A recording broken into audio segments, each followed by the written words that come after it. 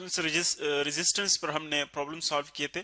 Temperature का क्या effect होता है उसके ऊपर, या जो रेजिस्टेंस थर्मामीटर पर हमने प्रॉब्लम सॉल्व किया था कि अगर आपके पास रेजिस्टेंस इज नोन हो दो फिक्स्ड पॉइंट्स पर, एक हम फिक्स पॉइंट जीरो ले देते उसमें और एक कोई भी टेम्परेचर हो सकता था, तो अगर रेजिस्टेंसेस उन दो टेम्परेचर्स पर नोन हो और उनकी जो टेम्परेचर कोफिशिएंट होती थी वो हमें नॉन होती थी, सो उससे हम टेम्परेचर कैलकुलेट कर सकते हैं। इसी तरह इस पर ओहम्स लॉ पर भी हमने प्रॉब्लम सॉल्व किए थे। अब यहाँ पर एक हम जो पढ़ते हैं कार्बन कोडिंग ऑफ रेजिस्टर्स के, यहाँ पर एक्चुअली कलर बैंड्स होते हैं, कलर्ड बैंड्स, और इससे हम जो हमारे पास लैब्स में रेजिस्टर्स यूज होते हैं उनके पास आप देख रहे होते हैं कि उनके ऊपर इस तरह बैंड्स हम बनाते हैं कलर्ड, यानी एक कलर का बैंड होता है इस तरह यूं, दूसरे कलर का, तीसरे कलर का, चौथे कलर का।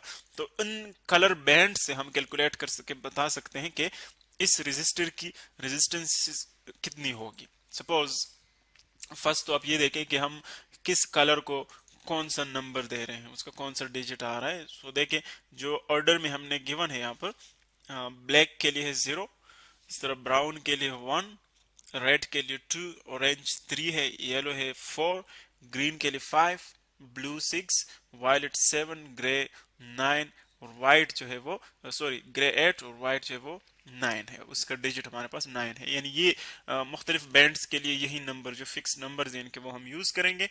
किस तरह यूज करेंगे देखिए, फर्स्ट ऑफ ऑल जो रजिस्टर हमने यहाँ पर दिखाया हुआ है ऊपर बिल्कुल, वहां पर आप देख रहे हैं एक हमारे पास फर्स्ट डिजिट आता है, यानी जो फर्स्ट कलर होता है उसकी जगह हम फर्स्ट डिजिट लिखते हैं, फर्स्ट डिजिट।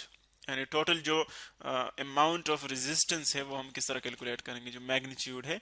सो एक आ जाएगा फर्स्ट डिजिट, फर्स्ट डिजिट, यानी फर्स्ट कलर के लिए हम फर्स्ट डिजिट यूज करेंगे। इसी तरह देखें सेकंड डिजिट है जो कि सेकंड कलर के लिए आ जाएगा।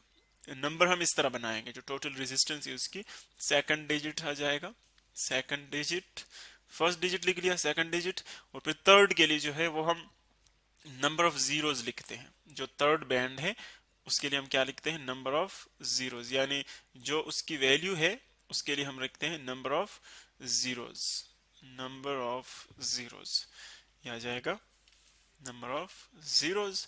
और जो फोर्थ बैंड है, फोर्थ बैंड एक्चुअली उसकी टॉलरेंस शो कर रहा है किस रेंज में उसकी जो रेजिस्टेंस है वो हो सकती है। यानी अगर हम कहें कि सपोज एक रेजिस्टर है उसकी रेजिस्टेंस है 400 ओमेगा फॉर एग्जांपल, तो फिर उसकी जरूरी नहीं कि वो एग्जैक्ट वो 400 ओमेगा हो, वो कंडीशंस पर भी डिपेंड करता है, मुख्तलिफ कंडीशंस पर, टेम्परेचर पर एटसेट्रा।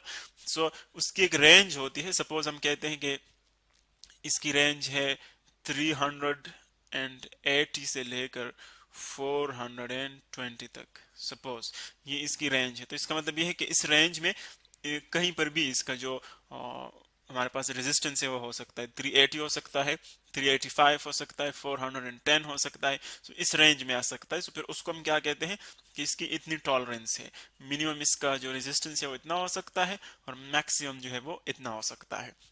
तो जो फोर्थ बैंड है एक्चुअली वो किसको शो कर रहा है, टॉलरेंस को शो कर रहा है। अब आप यहाँ पर देख रहे हैं कि जो हमने रेजिस्टर शो किया हुआ है, अगर उसका हम कैलकुलेट करना चाहें किस तरह कैलकुलेट करेंगे, वही ये वाला प्रोसीजर हम यूज करेंगे।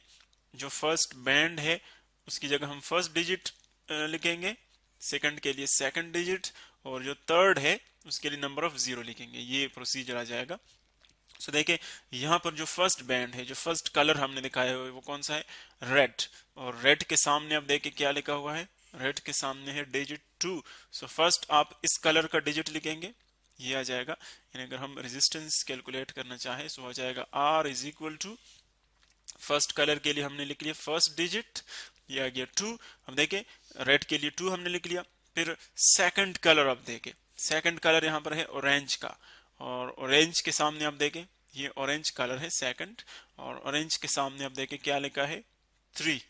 सो 2 के बाद फिर हम 3 सेकंड डिजिट लिखेंगे, फर्स्ट कलर की जगह फर्स्ट डिजिट, सेकंड की जगह सेकंड डिजिट, और जो थर्ड कलर है उसकी जगह आप नंबर ऑफ जीरोस लिखेंगे। थर्ड कलर यहाँ पर है येलो, और येलो के सामने क्या है 4, तो इसका मतलब है कि हम 4 नहीं लिखेंगे बल्कि 4 जीरोज लिखेंगे, यानी थर्ड नंबर पर जो भी कलर आएगा हम उतने जीरोज यहाँ पर लिखेंगे। अगर फॉर एग्जांपल ब्लू आ जाए तो इसका मतलब है कि फिर वहां पर हम 6 जीरोज लिखेंगे। इसी तरह अगर ग्रे आ जाए तो फिर 8 जीरोज लिखेंगे। यहाँ पर चूंकि येलो है तो इसीलिए यहाँ पर कितने जीरोज हम पुट करेंगे, 4 जीरोज। तो इसकी जगह 4 जीरोज आप लिख लें, 1 2 3 और ये 4। इसी तरह ये इसकी टोटल रेजिस्टेंस आ जाएगी, यानी इतनी ओमेगा जो है इसकी रेजिस्टेंस होगी। ये ओहम की हमारे पास सिंबल है ओमेगा। इसी तरह अगर आपके पास फॉर एग्जांपल देखें फर्स्ट नंबर पर आ रहा है ब्राउन, सो फिर फर्स्ट डिजिट आप 1 लिखेंगे। सेकंड पर सपोज आ रहा है ग्रीन, सो सेकंड डिजिट आप 5 लिखेंगे। और थर्ड पे आ रहा है सपोज वायलेट, तो फिर आप उसके साथ 7 जीरोज लिखेंगे। तो इस तरह हम जो उसकी रेजिस्टेंस है कलर बैंड से वो कैलकुलेट कर सकते हैं। और फिर टॉलरेंस है, इसकी टॉलरेंस कितनी है, वो जो फोर्थ बैंड है वो एक्चुअली इसकी रेंज को शो करता है कि इसकी जो एक्चुअल रेजिस्टेंस रेंज है कितने रेंज में हो सकती है, मिनिमम उसकी कितनी वैल्यू हो सकती है और मैक्सिमम कितनी वैल्यू हो सकती है, वो हम इस फोर्थ बैंड से कैलकुलेट करते हैं। और आप देखें कि फोर्थ बैंड के लिए हमने यहाँ पर जो दिखाए हुए हैं हमारे पास जो 3 नंबर्स हैं, एक है गोल्ड का, गोल्ड कलर, अगर ये कलर हो फोर्थ बैंड का, यानी जो लास्ट ये वाला का बैंड आ रहा है ये वाला कलर, अगर ये गोल्ड हो तो इट मींस कि उसका जो टॉलरेंस है वो कितना होगा, 5%, प्लस माइनस 5%, 5%। इसी तरह अगर सिल्वर हो सपोज सिल्वर, सो उसका टॉलरेंस आ जाएगा plus minus 10%, plus minus 10% means के इसका जो हम टोटल 10% निकाले 23 विद 4 जीरोज, अगर इसका हम 10% निकाले तो इट मीन्स के वही हम इससे सब्ट्रैक्ट करेंगे वही इसके साथ ऐड करेंगे, सो वो टोटल इसका रेंज आ जाएगा। सपोज इसका 10% है हमारे पास 500, तो फिर 500 इससे सब्ट्रैक्ट कर ले और 500 इसके साथ ऐड कर ले तो वो इसका टोटल रेंज आ जाएगा, मिनिमम से लेकर मैक्सिमम तक उसकी क्या वैल्यू हो सकती है। अगर फोर्थ बैंड हमारे पास नहीं है, यानी कोई कलर नहीं है फोर्थ बैंड के ऊपर, नन है, कोई कलर नहीं है, सो फिर वहां पर टॉलरेंस कितनी होगी, 20% होगी। यानी अगर कलर्स हैं तो फिर तो वो कलर के लिहाज से हम देखेंगे कि कौन सा कलर है, गोल्ड है तो 5%, सिल्वर है तो 10%। अगर कलर नहीं है फोर्थ बैंड पर, फोर्थ कलर नहीं है तो फिर उसका टॉलरेंस अंडरस्टूड बात है कि वो 20% होती है। इसी तरह कुछ और कलर्स भी हम यूज करते हैं, जिस तरह के हमारे पास ब्राउन है, ब्राउन भी हम यूज करते हैं टॉलरेंस के लिए। अगर ब्राउन है सपोज तो वहां पर टॉलरेंस होती है प्लस माइनस 1%, यानी उसका जो रेंज है वो कम होता है, देखिए नैरो रेंज है उसका।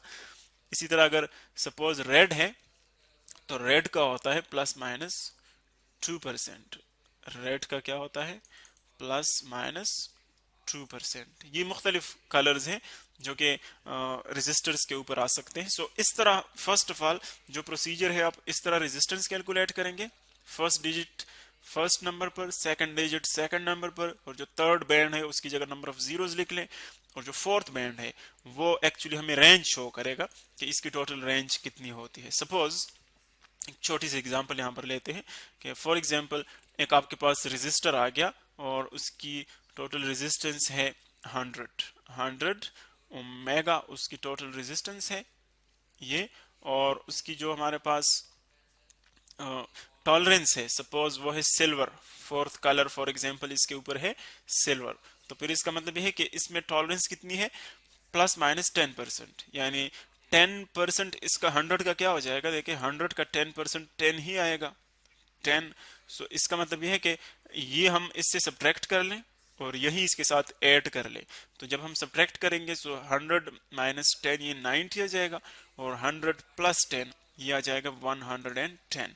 सो इट मीन्स कि इसकी जो टोटल रेंज है वो 90 से लेकर 110 तक होगी, यानी इसकी जो रेजिस्टेंस है वो इस रेंज में हो सकती है, कोई भी वैल्यू इस रेंज में हो सकती है। सो टॉलरेंस एक्चुअली हमें वो रेंज बताता है कि मैक्सिमम और मिनिमम इसकी कौन कौन सी वैल्यू और किन वैल्यूज के दरमियान इसकी रेजिस्टेंस पॉसिबल है।